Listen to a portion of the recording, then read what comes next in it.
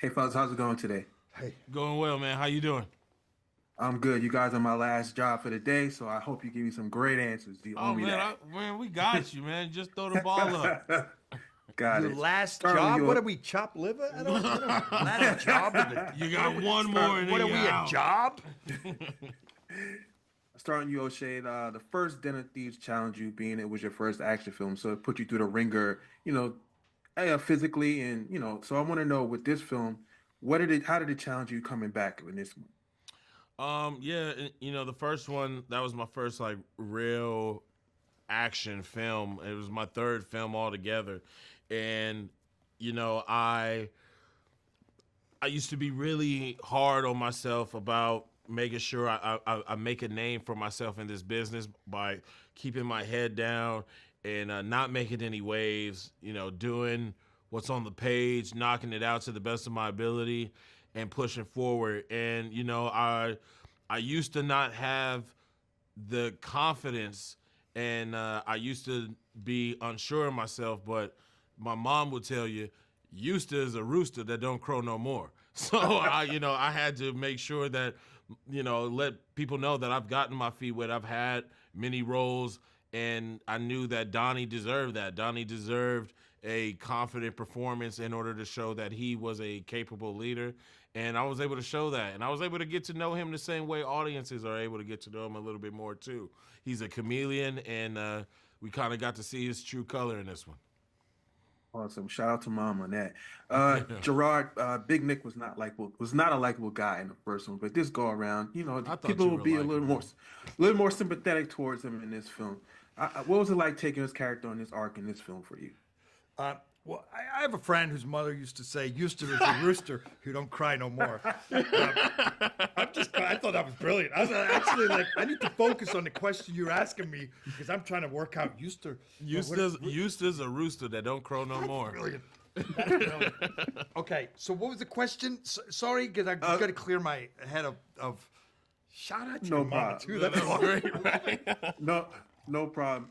Big Nick was not a likable guy in the first film, but in this film, I feel fans will be a little bit more sympathetic towards him due to the fact of what he's dealing with. What was it like taking the character on this arc in this film? Well, firstly, I think Big Nick was likable. I mean, I think he does some crazy things. I think that part of him that makes these wrong decisions, he just can't help himself. I think that he's doing a job that is. I feel so defensive of him. He's doing a job that's very hard to do, right? He's trying. It takes a certain kind of cop to have to live in the world that he lives in, and he's, and it may be a certain kind of unhinged quality when you get to that undercover level that make them the best at what I can't believe I'm still talking about. But Yeah, bro. but I think that I think his confidence has been knocked in this, and it's made him reevaluate perhaps why has he done all this. He's put in all this work. And then when push comes to shove, he feels a bit abandoned.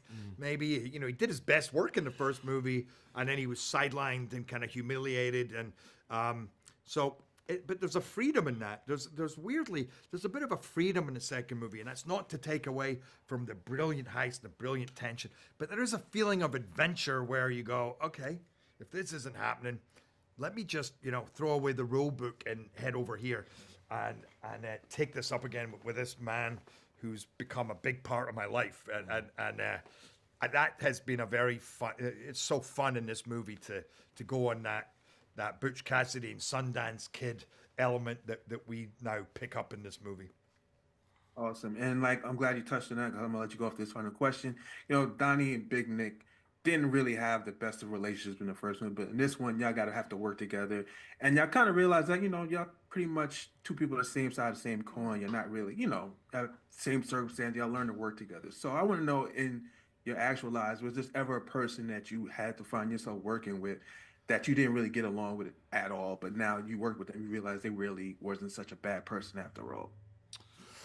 Oh, that's right. That's deep. O.J. Jackson Jr. Yeah, it definitely was.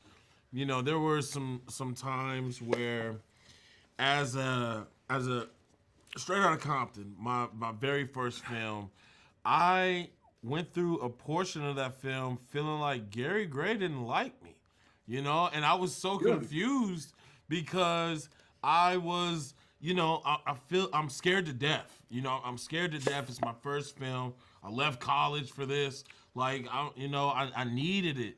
And, Gary knew my family for so long. Friday was his first film. He directed Today Was a Good Day music video. And so I really felt like there should have been, more of a lock. But then I would see my man Jason Mitchell would get like a, man, you did great and all this stuff. And I'm like, man, where mine at? And then I kind of vented to Jason Mitchell about it. I was like, man, do Gary not like me? And he was like, bro, you're playing your dad. What the hell is anybody going to tell you? And I was like, oh, yeah, you're right. Okay, I guess that makes sense. But yeah, then me and Gary got along great because I stopped tripping. There you go. That's funny because when I made Law Abiding Citizen, I spent the first half of the movie going, F. Gary Gray don't like me. Straight like, Gary, bro. F. Gary Gray. And then I said, hey, what up, F. Gary Gray? No, I'm joking. Not really. Thank you, Bernard. But thank you, fellas. Enjoyed the movie. It was a Thank pleasure you, man. talking today. Thank you, man. It's gonna be a